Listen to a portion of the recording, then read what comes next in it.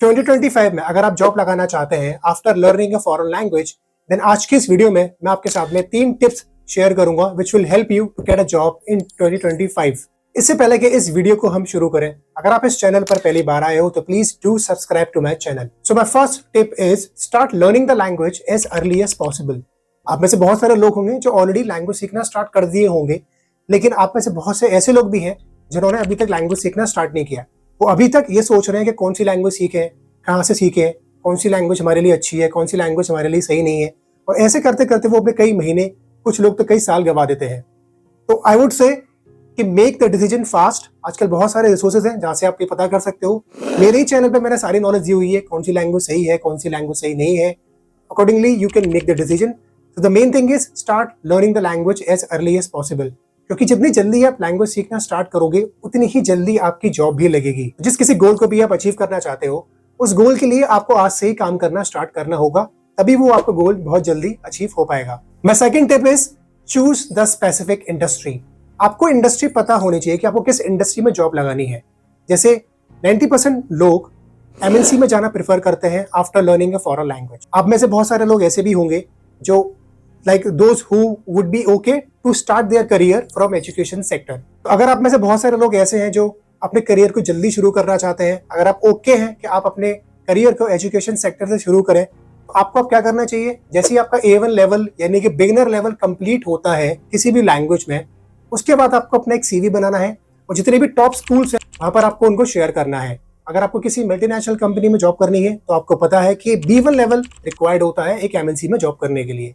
तो आपको अब क्या करना चाहिए, वाइल डूइंग अ जॉब आप A2 लेवल क्लियर करो, फिर B1 लेवल क्लियर करो, और जैसे ही आपका B1 लेवल क्लियर हो जाए फिर एक अच्छा CV बनाओ और जितनी भी टॉप कंपनीज हैं जो लैंग्वेज एक्सपर्ट्स को हायर करती हैं उनकी वेबसाइट पर जाके अपने CV को शेयर करो। MNC के अलावा अगर आप किसी और इंडस्ट्री में जाना चाहते हो, जैसे ट्रैवल एंड टूरिज्म इंडस्ट्री में भी बहुत सारे लोग हैं जो जॉब करते हैं, उसके लिए आपको क्या करना चाहिए, तो उससे रिलेटेड कुछ कोर्सेज होते हैं, जैसे होटल मैनेजमेंट हो गया या ट्रैवल एंड टूरिज्म मैनेजमेंट के कोर्सेज होते हैं, वो करो और उसके साथ में एक फॉरेन लैंग्वेज सीखो। तब जाके आप उसमें जो ट्रैवल एंड टूरिज्म की इंडस्ट्री है यहाँ पर अपना करियर बना सकते हो। इसके अलावा अगर आपको फ्रीलांसिंग करनी है यानी कि खुद का काम करना है, तो आप क्या कर सकते हो, आप ऑनलाइन टीचिंग कर सकते हो, आप ऑफलाइन टीचिंग कर सकते हो। इसके अलावा आप ट्रांसलेशन की सर्विसेज दे सकते हो कंपनीज को, और ट्रांसलेशन की सर्विसेज देने के लिए आपके पास एटलीस्ट B2 लेवल होना चाहिए। टीचिंग तो आप A1 लेवल के बाद से ही शुरू कर सकते हो, online and offline. My third tip is focus on your career growth. अब इसके बारे में कोई बात नहीं करता है कि जॉब तो आपकी लग गई, उसके बाद क्या। जॉब लगने के बाद हर कोई चाहता है करियर में ग्रोथ हो। अब वो करियर में ग्रोथ कैसे होती है, हर कोई करियर ग्रोथ मींस के पैसा, ज्यादा अच्छी सैलरी, एक अच्छी कंपनी, राइट। वो कैसे होती है, वो होती है जो सबसे पहला आई थिंक जो पार्ट है उसका वो ये है कि आपको अपनी कंपनीज को स्विच करना होगा। जैसे आपकी एक जॉब लग गई तो वहां पर आप स्टक मत रहो, आपको अपनी कंपनी को क्वाइट ऑफन बदलते रहना होगा in order to increase your salary package. I have seen lot of people जो एक ही कंपनी में 4 साल से लगे हुए हैं और उनका सैलरी पैकेज ज़्यादा नहीं बढ़ रहा है। तो आपको क्या करना चाहिए कि किसी भी कंपनी में मिनिमम 6 महीने रुकना चाहिए और मैक्सिमम 1.5 साल तक रुकना चाहिए। उसके बाद एक कंपनी को स्विच करना चाहिए, किसी दूसरी कंपनी में जाना चाहिए, जिस वजह से आपका जो सैलरी पैकेज है वो बढ़ता है।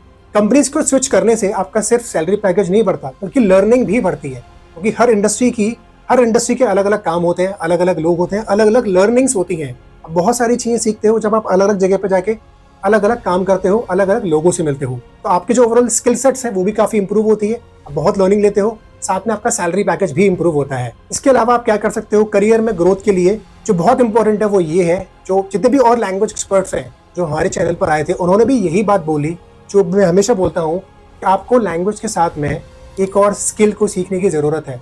आपकी जॉब लग गई, आपका सैलरी पैकेज भी ठीक हो गया किसी कंपनी में, बट आपको वहाँ पे स्टक नहीं होना है। आपको कोई नई स्किल सीखनी है जो इन डिमांड स्किल है, इसकी फ्यूचर में भी डिमांड होने वाली है। आपको एक ऐसी स्किल को सीखने की जरूरत है, क्योंकि लैंग्वेज आपको आती है, साथ में आपने वो स्किल सीख ली, तो वो जो कॉम्बिनेशन होगा वो बहुत ज्यादा अच्छा कॉम्बिनेशन होगा आपके करियर ग्रोथ के लिए, जो आपकी ना सिर्फ सैलरी पैकेज को बढ़ाएगा बल्कि ओवरऑल आपके डेवलपमेंट में, आपके करियर के डेवलपमेंट में बहुत ज्यादा हेल्प करने वाला है। तो ये थे मेरे वो 3 मेन टिप्स जो आपकी हेल्प करेंगे जॉब लगाने में in 2025। Number 1, start learning the language as early as possible. Number 2, choose the specific industry and do your job accordingly. Number 3, focus on career growth, जहां पर आपको कंपनीज को स्विच करते रहना है, प्लस साथ में एक इन डिमांड स्किल को भी सीखो, जिससे आपके करियर में आपकी अच्छी खासी ग्रोथ हो पाए। इस वीडियो के थ्रू अगर आपको कुछ भी नॉलेज मिली है तो प्लीज इस वीडियो को लाइक करो, और अगर आपके अभी भी कोई क्वेश्चन या क्वेरी है तो आप मुझे कमेंट में पूछ सकते हो।